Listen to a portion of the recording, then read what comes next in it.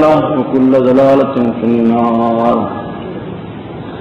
أعوذ بالله السميع العليم من الشيطان الرجيم من همزه ونفخه ونفسه. شرع لكم من الدين ما وصى به نوحا والذي أوحينا إليك وما وصينا به إبراهيم وموسى وعيسى أن أقيموا الدين ولا تتفرقوا فيه كبر على المشركين ما تدعوهم إليه الله يجتبي إليه من يشاء ويهدي إليه من ينيب وما تفرقوا إلا من بعد ما جاءهم العلم بغيا بينهم ولولا كلمة سبقت من ربك إلى أجل مسمى لقضي بينهم وإن الذين أورثوا الكتاب من بعدهم لفي شك منه مريب فلذلك فادع واستقم كما أمرت ولا تتبع أهواءهم وقل آمنت بما أنزل الله من كتاب وأمرت لأعدل بينكم الله ربنا وربكم لنا أعمالنا ولكم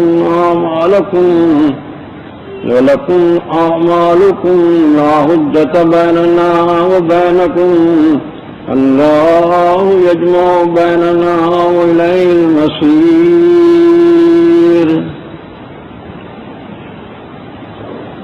اللہ تبارک و تعالیٰ کا ارشاد گرامی ہے،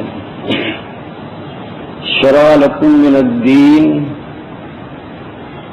اللہ نے تمہارے لیے دین کا ایک واضح اور سیدھا راستہ مقرر فرما دیا. شرع کا لفظ آپ سنا کرتے ہیں اور اسی سے نکلتا ہے لفظ شریعت. اس کے معنی واضح اور سیدھا راستہ بنا دینا. اللہ تعالیٰ نے دین کا ایک سیدھا اور واضح راستہ مقرر فرما دیا اور یہی وہ راستہ ہے جس کی وصیت اللہ تعالیٰ نے نوح علیہ السلام کو کی تھی. والذی اوحینا الیک، اور اے رسول اسی چیز کی وصیت ہم نے آپ کو بھی کی ہے، اسی چیز کی وحی ہم نے آپ کی طرف بھی بھیجی ہے. وما وصینا بہ ابراہیم وموسیٰ وعیسیٰ، اور اسی چیز کی وصیت ہم نے ابراہیم علیہ السلام، موسیٰ علیہ السلام اور عیسیٰ علیہ السلام کو کی تھی. اور وصیت میں یہ خصوصیت تھی اور یہ خصوصیت کے ساتھ یہ بات کہی گئی تھی ان اقیموا الدین ولا تتفرقوا فیہ، کہ اسی دین کو قائم کرنا اور اس میں فرقے نہ بن جانا. کبر علی المشرکین ما تدعوہم الیہ، اے رسول جس چیز کی آپ دعوت دے رہے ہیں یہ چیز مشرکین پر بڑی گراں گزرتی ہے، ان کو ناگوار گزرتی ہے. بہرحال اللہ تعالیٰ جس کو چاہتا ہے چن لیتا ہے اور اپنی طرف ہدایت دیتا ہے جو اس کی طرف رجوع کرتا ہے. شرع لکم من الدین، اللہ تعالیٰ نے ایک واضح راستہ مقرر کر دیا دین کا، اور یہ دین کا راستہ مقرر کرنے والا اللہ تعالیٰ ہے. اس میں شرع کا فاعل اللہ تعالیٰ ہے. اللہ تعالیٰ نے راستہ مقرر کیا، اب کسی دوسرے کو راستہ مقرر کرنے کا اختیار نہیں. یہ دین چیز ہی ایسی ہے کہ یہ منزل من اللہ ہوتا ہے، آسمان سے نازل ہوتا ہے، اور اللہ تعالیٰ کے تمام احکام جو اس دین میں ہوتے ہیں وہ تمام کے تمام اللہ تعالیٰ کی طرف سے نازل ہوتے ہیں. کسی شخص کو اختیار نہیں ہے کہ وہ اس دین میں اپنی طرف سے کسی قسم کا اضافہ کرے یا کسی قسم کی کمی کرے. جو دین آ چکا ہے وہی دین ہے، اسی کو قائم کرنا ہے، اس میں نہ اضافہ کرنا ہے اور نہ اس میں کمی کرنی ہے. یہ دین کیا چیز ہے؟ یہ احکام الہی کا مجموعہ ہے، یہ قوانین الہیہ کا مجموعہ ہے، یہ ضابطۂ حیات ہے جو اللہ تعالیٰ نے نازل فرمایا، اور نازل فرمانے کے بعد صاف اعلان فرمایا اتبعوا ما انزل الیکم من ربکم ولا تتبعوا من دونہ اولیاء قلیلا ما تذکرون۔ جو چیز اللہ تعالیٰ کی طرف سے، تمہارے رب کی طرف سے نازل کی گئی ہے، بس اس کی پیروی کرو، اور اس کے علاوہ ولیوں کی پیروی مت کرو، لیکن تم لوگ نصیحت کم ہی حاصل کرتے ہو۔ اور شریعت ہماری یہ جو نازل ہوئی ہے اللہ تعالیٰ کی طرف سے، یہ دینی شریعت ہے، اور دین ہمارا کامل ہے۔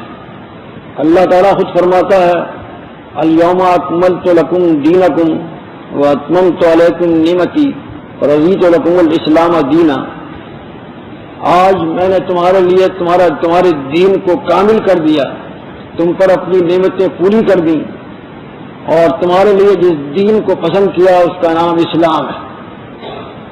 اسلام اس دین کا نام ہے۔ ان الدین عند اللہ الاسلام، اللہ تعالیٰ کے نزدیک دین تو بس اسلام ہے، اور اس کے علاوہ کوئی دین اللہ تعالیٰ کے یہاں پسندیدہ نہیں، بلکہ ومن یبتغی غیر الاسلام دین فلن یقبل منہ، اور جو شخص اسلام کے علاوہ کسی اور دین کا متلاشی ہو تو وہ دین اللہ تعالیٰ کے یہاں قبول نہیں کیا جائے گا، مسترد کر دیا جائے گا۔ لہٰذا اس دین ہی کو نافذ کرنا ہے، اسی پر چلنا ہے، اسی کو قائم کرنا ہے، اور اس میں اس طرح سے اس کو قائم کرنا ہے کہ اس میں کسی قسم کی تفرقہ بازی نہ ہو، فرقے نہ بن جائیں، ولا تتفرقوا فیہ، اس میں فرقے بازی نہ کریں، دین کو ٹکڑے مت کر ڈالو، تقسیم نہ کر ڈالو کہ یہ تمہارا ہے یہ ہمارا ہے۔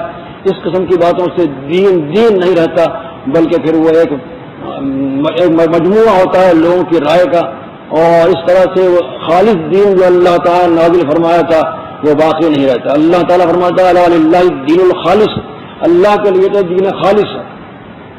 اس میں کسی قسم کی ملاوٹ اگر کر دی جائے تو دین خالص نہیں رہے گا۔ دنیا میں آپ پسند نہیں کرتے کہ کوئی ملاوٹ کی چیز خرید کر لائیں، اور جو ملاوٹ کرتے ہیں ان کو بھی آپ ناپسند کرتے ہیں، لیکن یہ عجیب بات ہے کہ دین میں جب ملاوٹ ہو جاتی ہے تو کوئی شخص اس بات کی پرواہ نہیں کرتا کہ یہ دیکھے کہ اس میں کس حد تک ملاوٹ کی گئی ہے اور کہاں تک یہ دین خالص ہے۔ خالص دین کہاں ہے؟ یہ غریب بات ہے کہ لوگوں نے دین کو ایک بالکل معمولی چیز سمجھ رکھا ہے، دنیا کی چیز کے لیے کتنی تگ و دو کرتے ہیں، جدوجہد کرتے ہیں کہ اصلی ملے، لیکن دین کے متعلق کبھی نہیں سوچتے کہ یہ دین ہمیں اصلی مل جائے۔ وَاعْتَصِمُوا بِحَبْلِ اللَّهِ جَمِيعًا وَلَا تَفَرَّقُوا، اللہ تعالیٰ فرماتا ہے اللہ کی رسی کو مضبوطی سے پکڑ لو، اور اس میں فرقے نہ بن جاؤ۔ یہ اللہ تعالیٰ نے اپنی رسی کو پکڑنے کی ہدایت کی ہے۔ اب وہ آج کل جو ہم دیکھتے ہیں ہر شخص کی علیحدہ رسی ہے، ایک رسی نہیں ہے اس کو سب پکڑنی، مختلف فرقے ہیں اور مختلف رسیاں ہیں۔ جس کے ہاتھ میں جو رسی آ گئی اس نے سمجھا یہی اللہ کی رسی ہے، اور یہ رسی آتی کہاں سے ہے؟ ماں باپ کی طرف سے آتی ہے۔ ماں باپ نے جو رسی ہاتھ میں دے دی، انسان یہ سمجھتا ہے کہ یہی رسی ہے اللہ تعالیٰ کی، حالانکہ یہ ماں باپ کا رسی ہاتھ میں دے دینا یہ معیار نہیں ہے۔ اگر ماں باپ کا رسی ہاتھ میں دے دینا معیار ہو تو پھر وہ کون سے ماں باپ ہیں جو معیار نہیں رہیں گے؟ ہر بچہ اپنے ماں باپ کو معیار سمجھتا ہے، اور اس طرح سے ایک لاتعداد معیار بن جاتے ہیں، اور حقیقت یہ ہے کہ اتنے لاتعداد معیار بن جانے کے بعد یہ نتیجہ خود نکل آتا ہے کہ یہ معیار جو ہیں یہ حق نہیں ہو سکتے۔ معیار تو ایک ہوا کرتا ہے، اس پر سب کو پرکھا جاتا ہے، یہ اتنے معیار کیسے ہو سکتے ہیں؟ ہاں لوگوں نے کیا کیا ہے کہ اتنے معیار بنا لیے ہیں کہ اس کا حد و حساب نہیں، تو ان سے آگے بڑھنے کے بعد پھر علماء آ جاتے ہیں، پھر علماء کی بات کو سمجھا جاتا ہے اور ان کو بھی معیار سمجھا جاتا ہے، بلکہ یوں سمجھنا چاہیے کہ قرآن مجید اور احادیث نبوی کو پرکھنے کے لیے علماء اور بزرگان دین معیار بن گئے۔ یعنی جس آیت یا حدیث پر کسی بزرگ کا عمل نہیں ہے، جو بزرگ تو اس نے اپنا بنا رکھا ہے خاص طور پر، تو وہ اس آیت کو نہ تو قابل عمل سمجھتا ہے نہ اس حدیث کو قابل عمل سمجھتا ہے، یا وہ حدیث یا آیت قرآن مجید کو اس وقت قابل عمل سمجھتا ہے جبکہ اس کے کسی بزرگ نے اس پر عمل کیا ہو یا اس پر عمل کرنے کا اس نے حکم دیا ہو۔ یہ معاملہ بالکل الٹا ہو گیا۔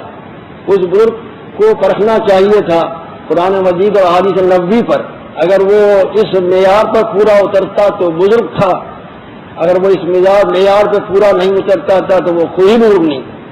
ہم گاڑی الٹی چلا رہے ہیں، گنگا الٹی بہ رہی ہے. یہ عجیب و غریب بات ہے.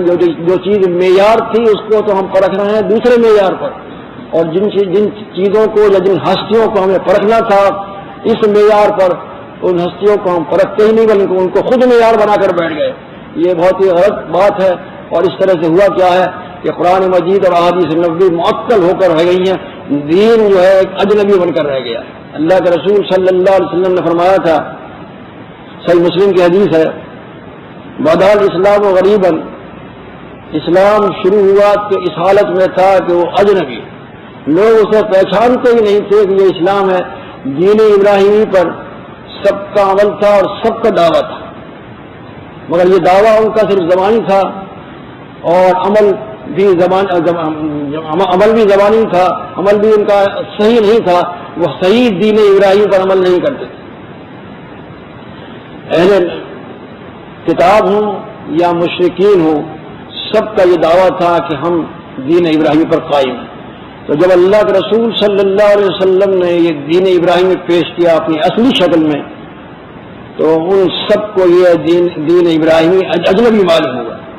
اسی لیے اللہ کے رسول صلی اللہ علیہ وسلم فرماتے ہیں بدا الاسلام غریبا، اسلام جب شروع ہوا تو اجنبی حالت میں تھا، لوگ اس کو پہچانتے ہی نہیں تھے. اس کے یہ دین ابراہیمی ہونے پر ان کو شبہ تھا، اس کا انکار کرتے تھے. وَسَيَعُودُ كَمَا بَدَا غَرِيبًا، اور ان قریب یہ پھر اجنبی ہو جائے گا جس طرح سے کہ ابتدا میں تھا. یعنی جس طرح سے کہ اللہ کے رسول صلی اللہ علیہ وسلم نے دین کو اجنبی حالت میں پیش کیا تھا، ان قریب اس کی کیفیت پھر یہی ہو جائے گی اور یہ پھر اسی طرح سے اجنبی ہو جائے گا جس طرح سے کہ شروع میں تھا. تو آج کل اگر صحیح اسلام پیش کرو تو اس کو بزرگان دین پر پرکھتے ہیں اور اس کو مسترد کرتے ہیں. اور اگر وہ اس قرآن مجید اور احادیث پر پرکھتے ان بزرگوں کو تو نتیجہ کچھ اور ہی نکلتا، اور وہ ایسا محسوس ہوتا ہے کہ وہ بزرگان دین جن کو بزرگ سمجھے بیٹھے ہیں وہ بزرگان دین تھے ہی نہیں. اس لیے کہ جو اللہ اور اللہ کے رسول کی اطاعت کرتا ہے، اللہ کے رسول صلی اللہ علیہ وسلم کی پیروی کرتا ہے، در حقیقت وہ ہے بزرگ. اور جو اللہ کے رسول صلی اللہ علیہ وسلم کی پیروی نہیں کرتا وہ بزرگ ہی نہیں ہے، نہ اللہ تعالیٰ کا ولی وہ ہو سکتا ہے. اللہ تعالیٰ فرماتا ہے قرآن مجید میں، قل ان کنتم تحبون اللہ فاتبعونی یحببکم اللہ ویغفر لکم ذنوبکم واللہ غفور رحیم. اے رسول آپ کہہ دیجئے کہ اگر تم کو یہ دعویٰ ہے کہ تم اللہ تعالیٰ سے محبت کرتے ہو، یہ دعویٰ کس کو نہیں ہے؟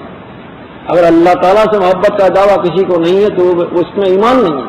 والذین آمنوا اشد حبا للہ، اللہ تعالیٰ فرماتا ہے کہ مومنین کو بڑی شدید محبت ہوتی ہے اللہ تعالیٰ سے، اور سب سے زیادہ محبت ہوتی ہے.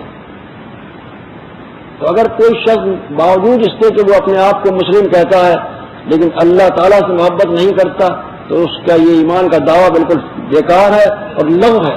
اللہ تعالیٰ سے محبت کرنا ایمان کی شرط ہے، بلکہ بنیاد اولی ہے. جس کو اللہ تعالیٰ کی محبت نہیں اس کا ایمان نہیں. مومنی کی نشانی ہے کہ وہ اللہ تعالیٰ سے بہت سخت درجے کی محبت کرے.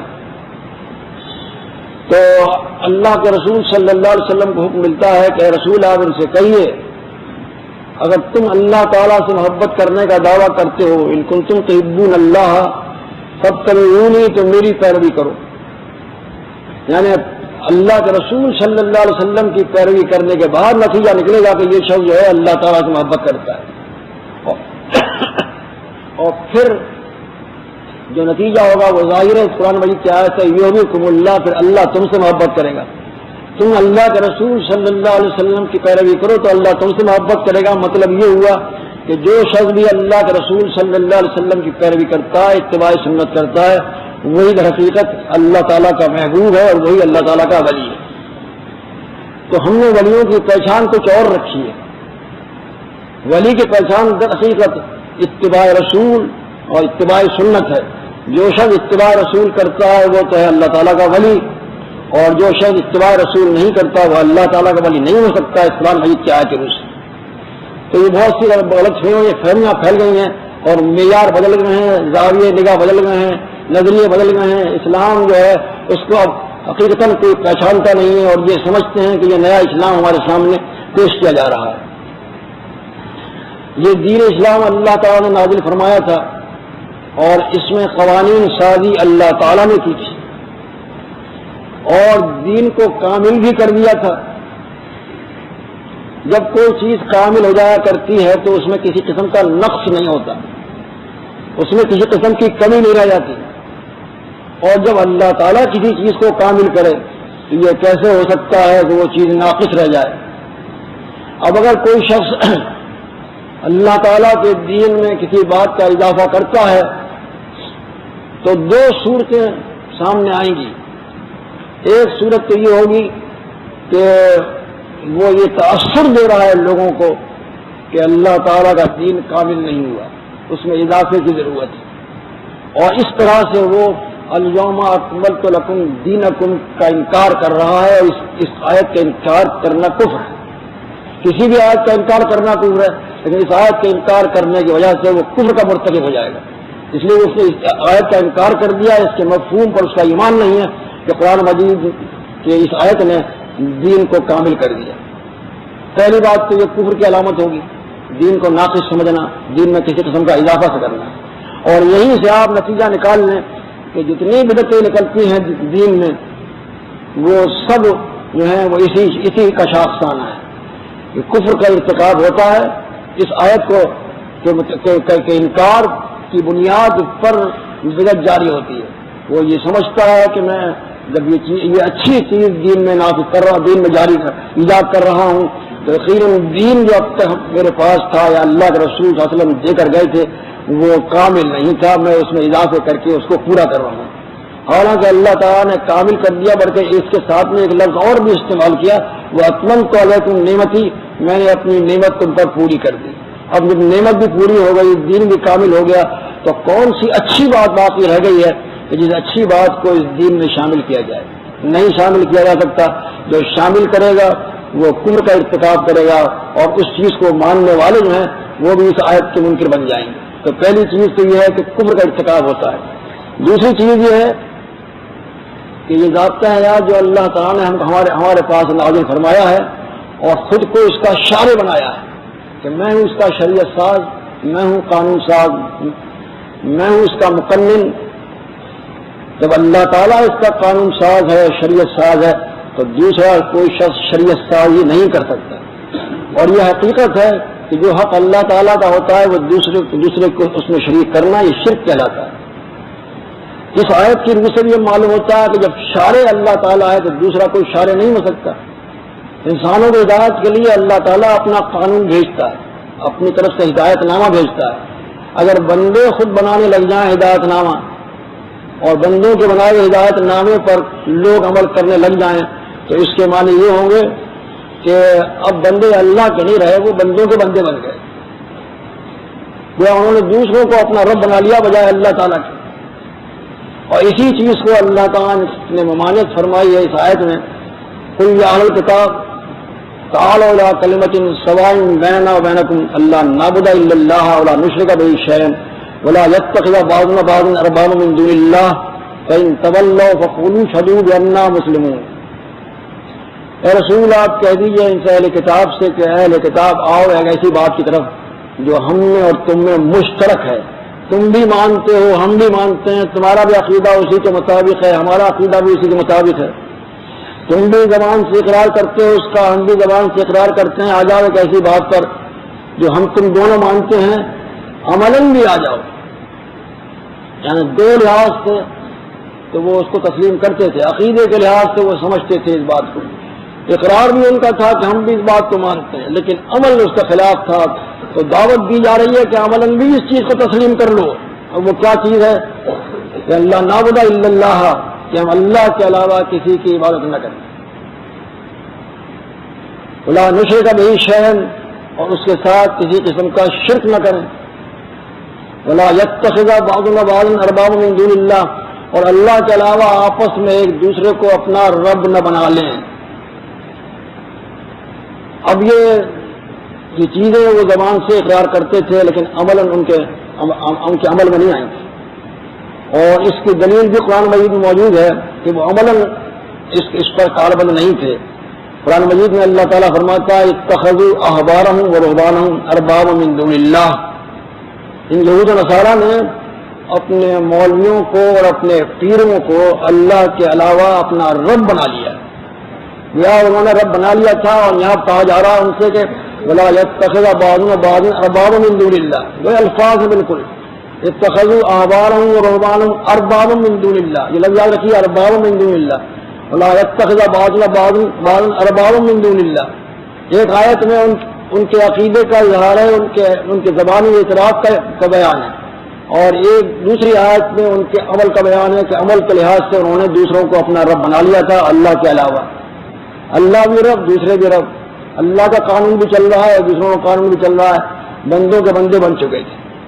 مولویوں کو اور پیروں کی اطاعت اس حد تک بڑھ گئی تھی کہ اب ان کو انہوں نے منتہا نظر سمجھ رکھا تھا، ان کی باتوں کو حرف آخر سمجھ لیا تھا، اور جو کچھ وہ کہا کرتے تھے اسی کو تسلیم کر لیا کرتے تھے. حلال و حرام کا فیصلہ ان کے اقوال اور افعال پر تھا. جیسا کہ میں نے بتایا آپ کو ابھی کہ بزرگان دین کو ہم نے معیار بنا کر حق کا فیصلہ ان کے اقوال اور اعمال سے کرنا شروع کر دیا. نتیجہ الٹا ہو گیا کہ جو بزرگان دین تھے وہ تو بزرگان دین نہیں رہے، اور جو بزرگان دین نہیں تھے وہ بزرگان دین بن گئے. یہ ہے وہ اصل غلط فہمی اور غلط کاری، جس کی وجہ سے کہ اصل اسلام اجنبی ہوتا چلا جا رہا ہے. تو کیونکہ وہ مانتے تھے اس بات کو کہ اللہ تعالیٰ کے علاوہ کسی کی عبادت نہ کی جائے، اور وہ یہ بھی مانتے تھے کہ اس کے ساتھ کسی قسم کا شرک نہ کیا جائے، وہ یہ بھی مانتے تھے کہ آپس میں ایک دوسروں کو اپنا رب نہ بنایا جائے. تو اب ان کو دعوت دی جا رہی ہے کہ آؤ اس چیز کو عمل بھی مان لیں، عمل بھی یہی کریں. اس لیے کہ عمل ان کا اس کے مطابق نہیں تھا. انہوں نے اپنے مولویوں کو اور پیروں کو رب بنا لیا تھا. یہاں وہ ان کے قول کا اور ان کے عقیدے کا اظہار ہے کہ وہ ایک دوسرے کو اپنا رب بنانا جائز نہیں سمجھتے تھے، لیکن عمل کرتے ہوئے تھے جس کا وہ انکار کرتے تھے. اللہ تعالیٰ آگے فرماتا ہے فَإِن تَوَلَّوْا فَقُولُوا اشْهَدُوا بِأَنَّا مُسْلِمُونَ. پھر اگر تم نہیں مانتے، تم منہ موڑتے ہو اس دعوت سے جو تمہیں دی جا رہی ہے. دعوت بھی ایسی ہے، اس کو ماننا بڑا آسان تھا. مشترک چیز کی دعوت. تم تسلیم کرتے ہو تو پھر کیوں نہیں مانتے؟ اگر کوئی ایسی چیز ہوتی جس میں اختلاف ہوتا تب تو یہ بات تھی کہ وہ نہیں آتے اس راستے پر، وہ تسلیم نہیں کرتے اس دعوت کو. لیکن دعوت اس قسم کی جا رہی ہے کہ ان کو تسلیم ہے اور پھر بھی وہ عملاً اس کو تسلیم نہیں کرتے. تو یہ ایک عجیب و غریب اور تعجب خیز بات تھی. بہرحال اللہ تعالیٰ نے فرمایا کہ عقیدے اور اقرار کے باوجود بھی اگر تم اس طرف نہیں آتے اور منہ موڑتے ہو اس سے عملاً، تو پھر تم گواہ رہو. فَإِن تَوَلَّوْا فَقُولُوا اشْهَدُوا بِأَنَّا مُسْلِمُونَ. تم گواہ رہو کہ ہم تو مسلم. یعنی مسلم کا کام یہ ہے کہ وہ ایک دوسرے کو اپنا رب نہ بنائے. اگر ایک دوسرے کو اپنا رب بنا لیا جائے تو پھر وہ مسلم رہتا نہیں ہے. کیوں؟ اس کی وجہ یہ ہے کہ وہ پھر وہ شرک کا ارتکاب کر رہا ہے. رب صرف اللہ تعالیٰ ہے، احکام اس کے چلیں گے، حلال حرام کا فیصلہ وہ کرے گا، دوسرا نہیں کرتا. ومن اظلم ممن افترى على الله الكذب وهو يدعى الى الاسلام والله لا يهدي القوم الظالمين. اللہ تعالیٰ فرماتا ہے اس سے بڑا ظالم کون ہوگا جو اللہ تعالیٰ کی طرف جھوٹ بات منسوب کرے. یعنی اپنی طرف سے کہے کہ یہ حلال ہے اور یہ حرام ہے، اپنی طرف سے کہے کہ یہ مسائل ہیں اور ان پر تمہیں عمل کرنا ہوگا، حالانکہ وہ اللہ تعالیٰ نے مسائل نازل نہیں کیے. یہ سب سے بڑا ظالم ہے. ومن اظلم ممن افترى على الله الكذب وهو يدعى الى الاسلام. اور حقیقت یہ ہے کہ اس کو اسلام کی دعوت دی جا رہی ہے، اس کو بلایا جا رہا ہے کہ تم اسلام قبول کرو. یہ تمہارے خود ساختہ مذاہب، یہ تمہارے خود ساختہ مسائل جن کو تم دعویٰ کرتے ہو کہ اللہ تعالیٰ کی طرف سے، یہ اللہ تعالیٰ کی طرف سے نہیں ہے. تم اس طرح پردازی کر رہے ہو، اور اس طرح پردازی کرنے والے سے بڑا گنہگار کوئی نہیں. سب سے بڑا ظالم ہے وہ شخص جو اللہ تعالیٰ کی طرف کسی بات کو منسوب کرے. واللہ لا یهدی القوم الظالمین. اللہ ظاہر ظالموں کو ہدایت دے کر منزل مقصود تک نہیں پہنچاتا. ہدایت دے کر منزل مقصود تک نہیں پہنچاتا. ہدایت کی دو قسمیں ہیں. ایک ہدایت تو وہ ہے کہ سیدھا راستہ بتا دیا جائے. ہدی للناس قرآن مجید سب کے لیے ہدایت، ہر فرد کے لیے قرآن مجید ہدایت ہے. وہ کیا کرتا ہے قرآن مجید؟ تو وہ بتاتا ہے یہ سیدھا راستہ ہے، اس پہ چلو. اس کے بعد اختیار دیتا ہے چلنے کا من شاء فلیؤمن من شاء فلیکفر، جس کا بھی چاہے ایمان لے آئے، جس کا بھی چاہے انکار کر دے۔ اختیار ہے انسان کو سیدھے راستے پر چلے یا نہ چلے، مگر اللہ تعالیٰ بڑا رحیم و کریم ہے، وہ راستہ بتاتا ہے، اس راستے کے فوائد بتاتا ہے، اس راستے پر چلنے کے انعام بتاتا ہے، اور غلط راستہ بھی بتا دیا اس نے کہ اس پر مت چلنا، ہدیناہم النجدین، اللہ تعالیٰ نے دونوں راستے بتا دیے اور بتا دیا کہ اس راستے پر مت چلنا، اس راستے پر چلو گے نقصان اٹھاؤ گے، آگ میں جلو گے، دونوں باتیں اس نے کر دی ہیں۔ لیکن اس کے باوجود بھی اگر کوئی شخص نہیں مانتا تو اللہ تعالیٰ اس کو زبردستی راہ راست پر نہیں لاتا، راہ راست پر اسی کو لاتا ہے جو اس کی طرف رجوع کرتا ہے اور اس کے راستے میں آنے کی جد و جہد کرتا ہے، ہاتھ پہ ہاتھ رکھے ہم بیٹھے رہیں اور اس بات پر قانے رہیں کہ جو ماں باپ سے ہم نے دین پایا ہے وہی حق ہے، تو کتنے دین حق ہوں گے؟ یہ پہلے سوچیے کتنے دین حق ہوں گے۔ کوئی لڑکا ایسا ہے، کوئی بچہ ایسا ہے جو کہتا ہو کہ میرے ماں باپ گمراہ تھے، میں ان کے مذہب کو چھوڑ دوں گا، نہیں چھوڑتا۔ یہ اتفاق کی بات ہے کہ وہ بڑا ہو کر تحقیق کر لے اور بعد میں اپنے ماں باپ کے مذہب کو مسترد کر دے، لیکن بہت کم ایسا ہوتا ہے۔ تو اس کی وجہ صرف یہی ہے کہ اس نے اپنے ماں باپ کو معیار حق سمجھ رکھا ہے۔ اب اس معیار حق کو مسترد کر کے کرنا کیا ہے؟ سب سے بڑی پہلی بات یہ ہے کہ اس کو اللہ تعالیٰ کا رجوع کرنا ہوگا، اور یہی چیز یہاں بیان کی اللہ تعالیٰ نے، وہ یادی الیہ من ینیب، کہ اللہ تعالیٰ ہدایت دے کر منزل مقصود تک پہنچاتا ہے اس شخص کو جو اس کا رجوع کرتا ہے۔ تو ایک تو ہدایت کے معنی ہے راستہ بتا دینا، اور ایک ہدایت کے معنی یہ ہے کہ راستے پر چلا کر منزل مقصود تک پہنچا دینا، یہ دو معنی ہیں۔ جب اہدنا الصراط المستقیم ہم کہتے ہیں تو جو شخص کے صحیح راستے پر آ چکا ہے، اسلام پر چل رہا ہے، حتیٰ کہ اللہ کے رسول صلی اللہ علیہ وسلم بھی یہ دعا کیا کرتے تھے اہدنا الصراط المستقیم، تو اس صورت میں اس کے معنی یہ ہوں گے کہ اللہ راستہ تو بتا ہی دیا تو نے، لیکن اس پر چلاتا رہے اور منزل مقصود تک پہنچا دے، کیونکہ ہو سکتا ہے کہ راستے میں کسی اور بھی شیطان ڈگمگا دے اور انسان غلط راستے پر چلنے لگ جائے۔ اس لیے اللہ تعالیٰ سے بار بار دعا کرنی چاہیے کہ اللہ تعالیٰ سیدھے راستے پر چلا کر منزل مقصود تک پہنچا دے۔ تو یہ چیز ہر ایک کو نہیں ملا کرتی، یہ اس کو ملتی ہے جو رجوع کرتا ہے اللہ تعالیٰ کا۔ اور رجوع کا طریقہ کیا ہے؟ رجوع کا بھی طریقہ بتا دیا ہے۔ صرف زبان سے آپ کہتے رہیں اللہ تعالیٰ میں تو یہ رجوع کرتا ہوں، اہدنا الصراط المستقیم، تو دعائیں کرتے رہیں، عملاً کوئی کوشش نہ کریں آپ تو راہ راست نہیں ملے گا۔ اللہ تعالیٰ فرماتا ہے الذین جاہدوا فینا لنہدینہم سبلنا، جو لوگ ہمارے راستے میں آنے کی کوشش کرتے ہیں ہم ان کو بتا دیتے ہیں اپنے راستے۔ جب تک آپ جد و جہد نہیں کریں گے، ایک تو رجوع ہو انابت اللہ، اللہ تعالیٰ کا رجوع کرنا، اور دوسری جد و جہد جب تک آپ نہیں کریں گے اس وقت تک صحیح راستہ نہیں ملے گا۔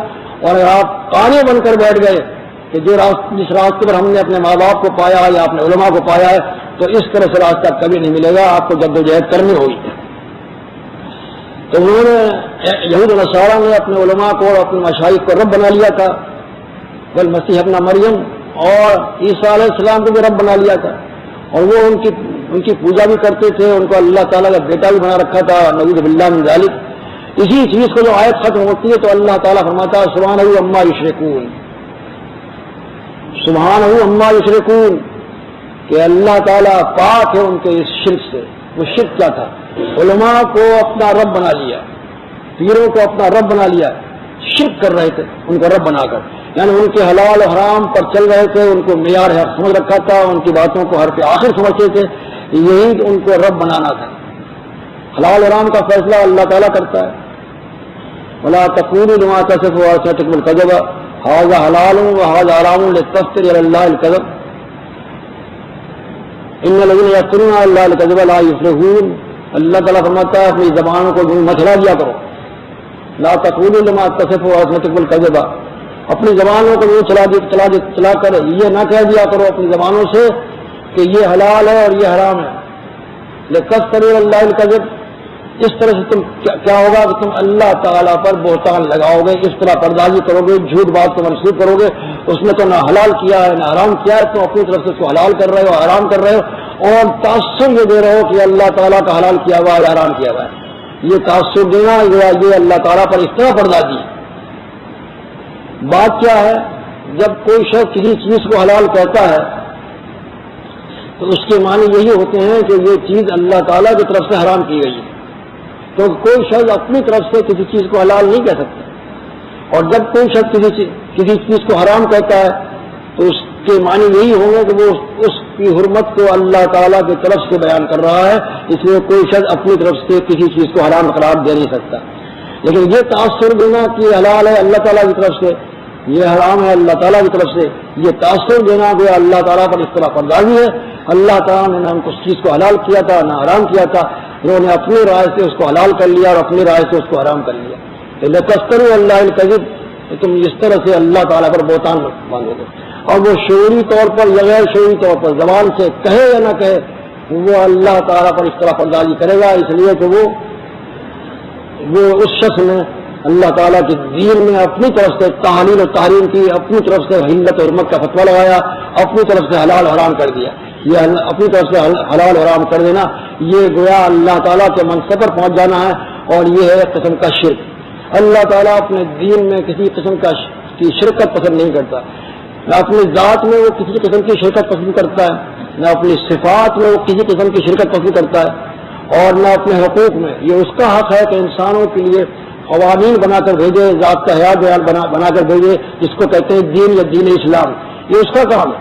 جب اس کا کام ہے تو اب بندے اس میں شریک نہیں ہو سکتے، اور نہ اللہ تعالیٰ کسی کو اللہ اپنے احکام میں شریک کرنا پسند کرتا ہے.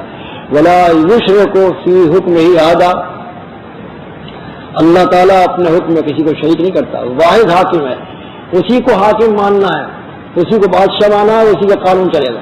دوسرے کا قانون نہیں چل سکتا. اس کی بادشاہت ازل سے ابد تک ہے، کبھی ختم ہونے والا نہیں ہے. اللہ غیر محدود وقت اور غیر محدود زمانہ اور غیر محدود رقبے کے لیے ہے. کوئی اس کے لیے کہیں بھی حد بندی نہیں کی جا سکتی. باقی بادشاہ جتنے بھی آتے ہیں اختیارات ان کے محدود، سلطنت ان کی محدود، اور وقت ان کا محدود.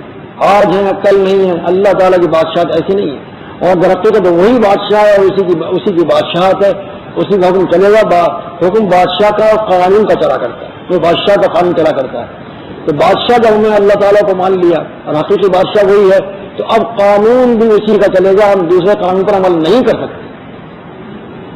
تو یہ قانون اللہ تعالیٰ کی طرف سے آیا. اس قانون میں اگر ہم اپنی طرف سے قانون سازی کرنے لگ جائیں تو کیا اللہ تعالیٰ اس کو پسند کرے گا؟ دنیا کے بادشاہ بھی اس چیز کو پسند نہیں کرتے کہ اس کے بادشاہ کے بنائے ہوئے قوانین میں کوئی دوسرا شرکت کرے. بادشاہ ہی کا قانون چلتا ہے، اور وہ بادشاہ بھی اپنے قانون میں کسی انسان کی شرکت کو گوارا نہیں کر سکتا. تو بتائیے اللہ تعالیٰ جو بادشاہ حقیقی ہے اور جو بندوں کا مالک ہے، خالق ہے، وہ کیسے اس بات کو پسند کر سکتا ہے کہ اس کے بندے دوسروں کے غلام بن جائیں، دوسروں کی غلامی کا پٹا اپنے گلے میں ڈال لیں. ہماری گردن میں غلامی کا پٹا اگر ہے تو صرف اللہ تعالیٰ کا. یہ قلادہ ہم نے کسی دوسرے کی غلامی کا قلادہ ہم اپنے گردن میں نہیں ڈالا ہے. قلادہ اور یہ اسی سے نکلتا ہے تقلید، یعنی ہم کسی دوسرے کی تقلید نہیں کرتے، دوسرے کی غلامی کا پٹا اپنے گلے میں نہیں ڈالتے. ہم صرف اللہ تعالیٰ غلامی کا پٹا اپنے گلے میں ڈالتے ہیں. اس کے غلام ہیں، اسی کے قانون پر چلتے ہیں، کسی دوسرے کے بنائے ہوئے قانون پر نہیں چلتے. یہی ہے دوسرے کو اپنا رب بنانا. اور اسی چیز کا انکار کیا جا رہا ہے بعض ارباب من دون اللہ، کہ ہم آپس میں ایک دوسرے کو اپنا رب نہ بنائیں. اور رب نہ بنانا یہ ایسی چیز ہے کہ اسی کو کہا گیا ہے تقلید قلادہ.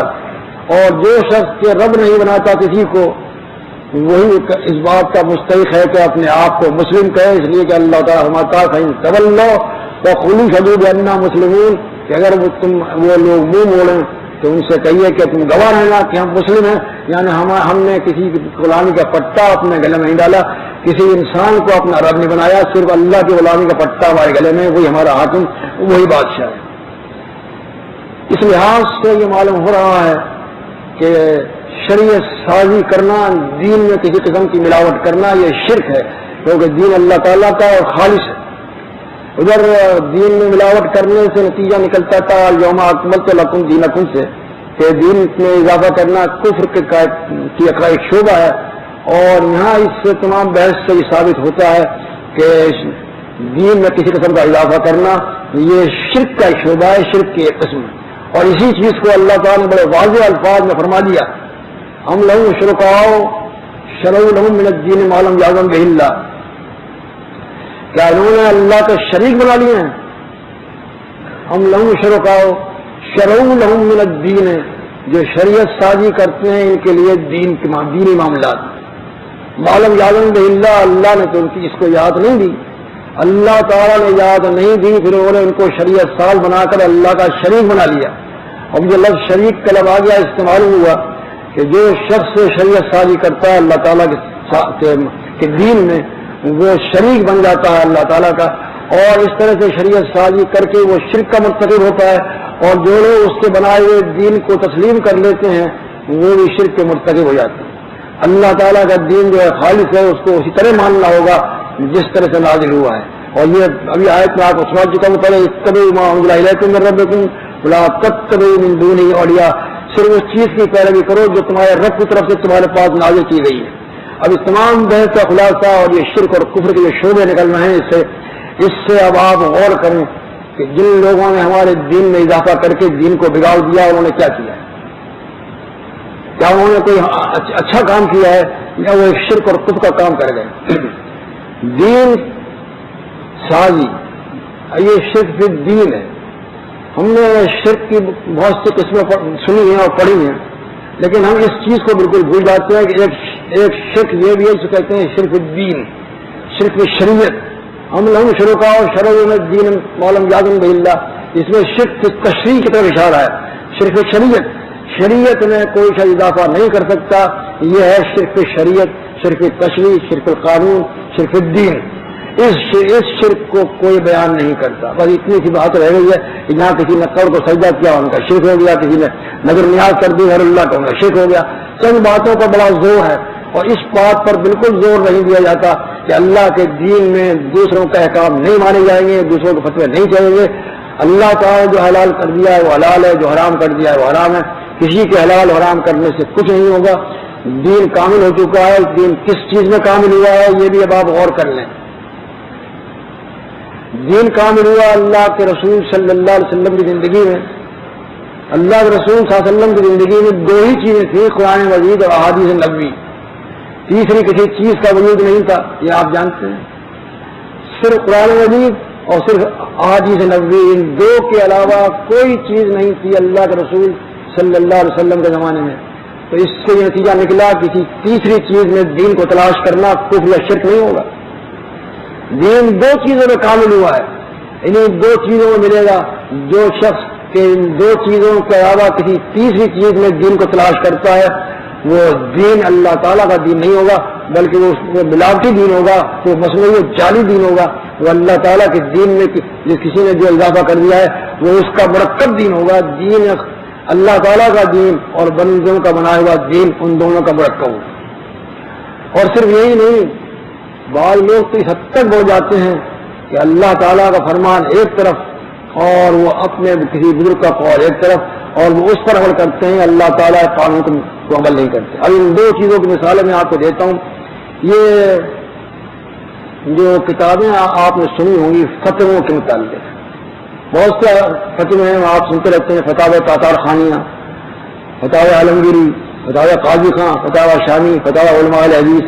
ان تمام فتووں کی کتابوں کو آپ پڑھ کر دیکھیں، پھر اس کے بعد فتاوی کتابیں ایسی کتابیں بھی لے لیں آپ، ہدایہ، شرح وقایات، در مختار وغیرہ، تو آپ کو ایسا نظر آئے گا کہ وہ دین جو اللہ تعالیٰ نے نازل فرمایا تھا وہ تو شاید اس میں 1/10 ہے۔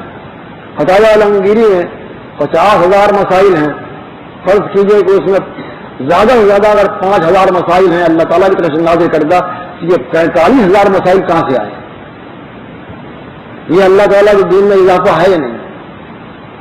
کس 45,000 مسائل کے متعلق ہمارا کیا عقیدہ ہونا چاہیے کہ یہ اللہ تعالیٰ کا دین ہے، یہ اللہ تعالیٰ کے دین میں کتنے اضافہ کر کے شرک کا ارتکاب کیا ہے، ہمیں اس سے بچنا چاہیے۔ ہر کتاب میں اختلاف دیکھ لیں، ہر فرقے کی کتاب میں آپ کو یہ چیز نظر آئے گی۔ علماء حدیث کی کتابیں نکلی ہیں ابھی فتوے کے متعلق، اور وہ 11 جلدوں میں شائع ہوئی ہیں، فتاوی علماء حدیث، ان کو بھی آپ دیکھ لیں، کہیں تو آپ کو دلیل مل جائے گی اور کہیں بے دلیلی فتویٰ دے دیا گیا ہے، اور وہ علامہ زبیدی صاحب جب تبصرہ لکھتے ہیں 5ویں جلد پر اور رسالہ محدث میں، تو چیخ اٹھے، تعریف تو بہت کی کہ یہ بہت اچھا کام کیا ہے مرتب کرنے والے نے کہ اس کا کتاب مرتب کر دی، اس میں تمام علماء حدیث کے فتوے آ گئے اور جب تک بکھرے پڑے تھے یہ موتی ایک جگہ آ گئے. تعریف بھی کر کے مفتی صاحبان پر ایک چوٹ کر دی، اور وہ چوٹ یہ ہے کہ کاش مفتی صاحبان اپنے ہر مسئلے کی دلیل بھی لکھ دیتے، اپنے ہر مسئلے کی دلیل بھی لکھ دیتے. اور اس کا مطلب یہ ہے کہ دلیلیں ہر مسئلے کی لکھی نہیں گئی بلکہ اپنی رائے سے اس میں مسئلے بیان کیے گئے، اور اس طرح سے اپنی رائے سے بنائے ہوئے مسئلوں کا اس میں ایک انبار لگ گیا ہے. اب اس طرح سے کوئی مذہب ایسا بات نہیں بچا جس میں کہ رائے سے فتوے نہ دیے گئے ہوں. مولوی عبداللہ روکڑی صاحب کی بھی کتاب شاہی فتاوی الحدیث، اس میں بھی انہوں نے ایسے مسئلے لکھتے ہیں ان کی دلیل نہیں دی. مثال کے طور پر میں آپ کو ایک مسئلہ پیش کرتا ہوں. اس کا وہاں لکھا ہے اگر کوئی شخص بازار میں کسی چیز کو خریدتا ہے جو نقد میں تو ملتی ہے 100 روپے میں اور ادھار میں ملتی ہے 150 میں، تو یہ سودا جائز ہے. سمجھ میں نہیں آتا جائز کیسے ہوا. ہاں اگر وہ کوئی آیت قرآن مجید کی پیش کر دیتے یا کوئی حدیث پیش کر دیتے ہماری گردن جھک جاتی، اس لیے کہ ہم پھر قیاس نہیں کر سکتے. ہماری سمجھ میں آئے یا نہ آئے صحیح چیز وہ ہے جو اللہ اور اس کے رسول صلی اللہ علیہ وسلم فرمائی، اس نے اجازت دے دی. جس چیز کی اجازت دے دی وہ حلال ہے، مگر انہوں نے کوئی حدیث نقل نہیں. اب جب کوئی حدیث بھی نقل نہیں کی تو اس مسئلے کے متعلق ہم کیا سمجھیں کہ ایک چیز جو نقد میں مل رہی ہے 100 روپے میں، وہی سال بھر بعد اس کو ملتی ہے 150 روپے میں. یہ 50 روپے کس بات کی؟